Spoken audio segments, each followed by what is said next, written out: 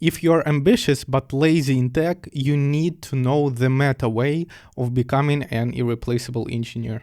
While everybody is saying that programming is apparently dead, in reality, many great programmers are going to be in massive demand very soon. I'm a senior backend engineer at an AI startup, and today I'll tell you why now is the best time in years to go all in on software engineering, and the simplest path to becoming the kind of engineer every company will chase. First, according to research, people are lazy because their brains avoid unnecessary effort.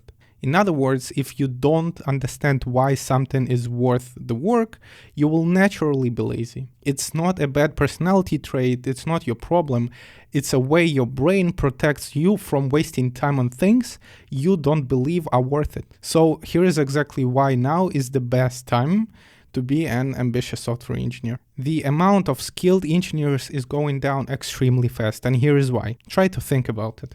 Seniors are people with families to feed, and they are under extreme pressure from AI potentially taking their jobs. They are not investing in knowledge and skills anymore for a long time now.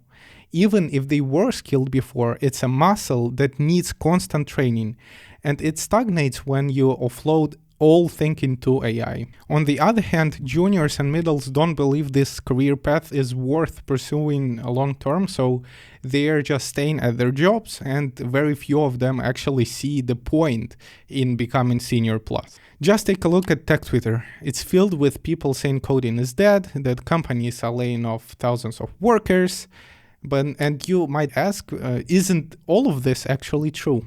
No. And here is why. While everybody is going crazy, it's always beneficial to cool your head down and try to extract facts from what is happening.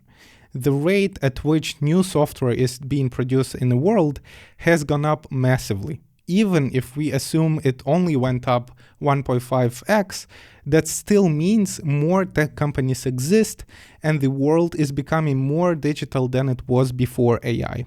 But the second very important thing is this. More software produced with questionable quality creates a massive amounts of problems that have to be solved to continue serving customers. I'm working at a startup and we use GenAI every day for coding, of course.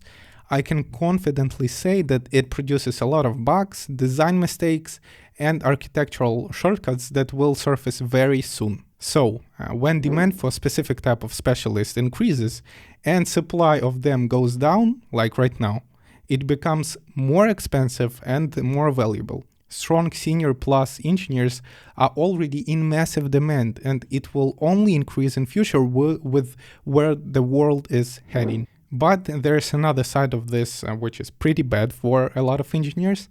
The increase in demand is only going to happen for the top percentage of programmers. The reality, which we all know, is that the middle chunk of distribution is where most engineers stay for a very long time, potentially including many of us. They are engineers who relied on coworkers to review their PRs, who never designed features, and who only added complexity. Demand for them is only going to go down. If you feel like the job you do day to day can be replaced by AI now, it's probably true, but that doesn't mean all tech can be replaced. The insecurity you feel might be a signal that you are not valuable enough yet. Being honest, most of us are on salary doing mostly repeatable, simple tasks.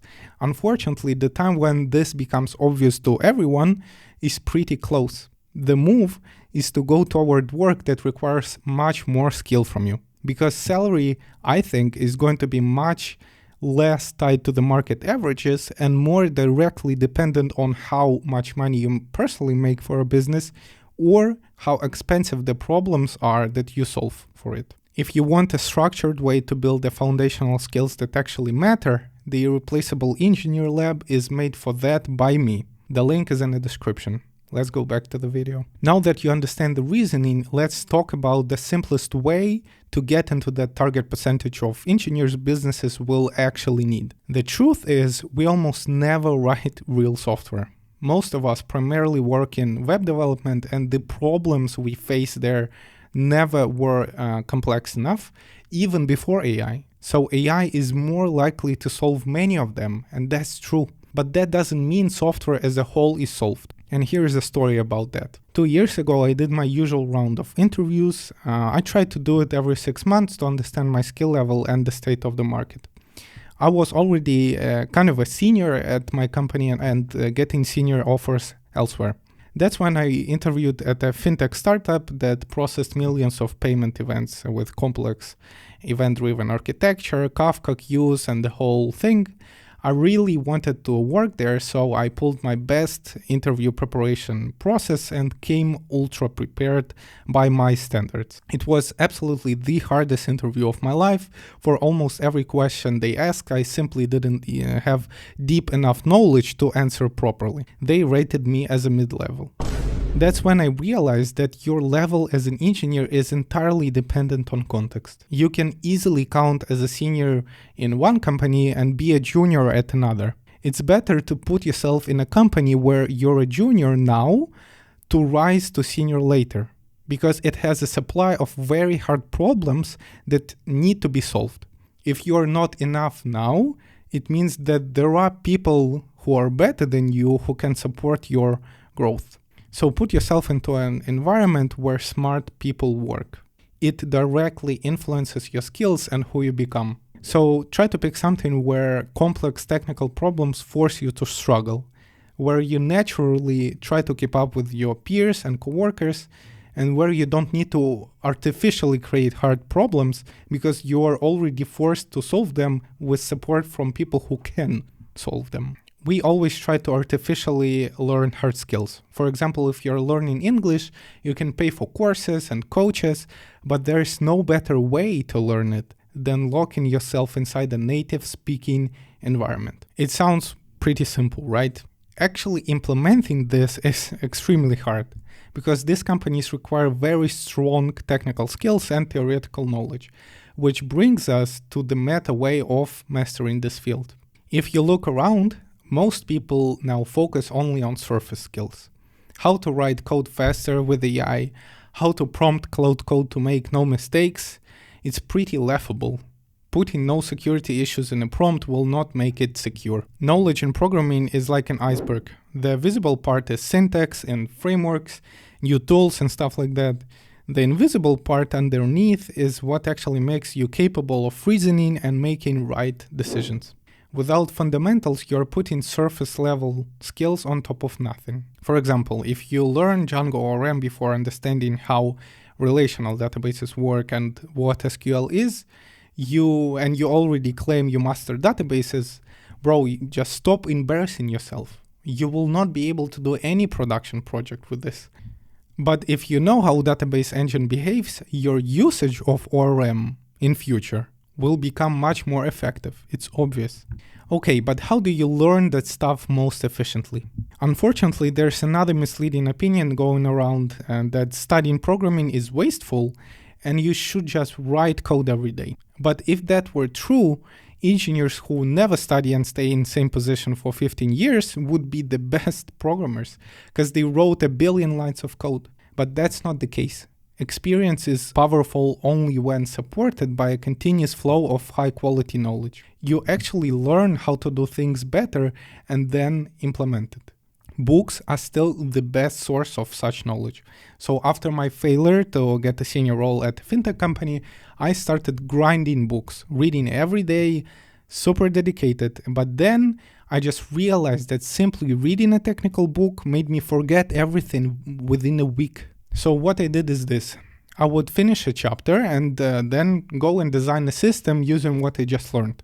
On code reviews, I try to specifically find violations of principles from the chapter and see if it's actually harmful. I also asked myself hard questions and tried to be honest when I couldn't answer them. That process is exactly what I turned into Irreplaceable Engineer Lab. The reading maps show you what to focus on and what to skim when you read, so you know exactly what's worth going deep into and where you shouldn't waste time. The assessments force you to apply knowledge in realistic scenarios so you cannot fake understanding. These questions will actually get you to think and not just memorize. It's the method that closed a lot of gaps for me, structured so you don't have to figure it out alone. The current cycle is limited to 50 engineers. To join, click the first link in the description. Having a strong technical foundation allows you to steer development with confidence and make correct design decisions. But how you actually apply it inside the real tech team is actually where the biggest shift happened because of AI in businesses. And it's the biggest lever you have right now as a smart engineer. High-performing teams are restructuring. In the past, engineering organizations had a clear hierarchy where managers were responsible for thinking about product and given tasks to team leads. Then they distributed work to seniors, and seniors designed the features, gave implementation tasks to juniors, juniors coded, seniors reviewed PRs, engineers were only task executors with clearly structured work. The new way is very different. Teams are becoming smaller and flatter. Seniors using AI now to implement features themselves instead of delegating much more often. Teams are expected to move faster, so product ownership spreads across engineers instead of being centralized. So the role shifted from receiving a well-defined task and implementing it to identifying what to build, designing how to build it well, implementing it, reviewing it, testing it, releasing it, and improving it. So what kind of person do they need now? Because when big changes like this are happening, there's always an open opportunity. Communication is the highest leverage skill. The most engineers are terrible at it because they think that only coding matters. You kind of become a bridge between product and technical details. Work that used to only be product manager's job. It doesn't mean that product managers are done. It means that you, as an engineer, no longer can be a nerd that doesn't know what business he is in. When you work for a company in a specific high-value domain, learn how this business works, where the money comes from. Learn the industry and the standards that it has. Learn about companies in general and how they operate, what engineering can do to optimize processes. Then later, this comes with you as a package to a new company. And now you not only bring technical ability, but also experience of what makes product successful in your niche, learned by actually being a big part of it. That's insane value. Each individual engineer can and should take ownership of a part of the product. The bar for this specific way of standing out is super low because engineers are generally not used to doing this. By positioning yourself as a valuable asset for a business, not only in technical sense, but in decision making, improving the product, and increasing customer satisfaction, you make your value even higher. This is how a lazy but ambitious engineer can achieve incredible results as a software engineer. First, understand the motivation behind it. Believe in what you're doing. Second, invest effort into getting a strong technical foundation. And third, switch into business-aware mode. If you are still not sure if AI makes it pointless to stay in tech or not, watch this next video where I go much deeper into that topic. Goodbye.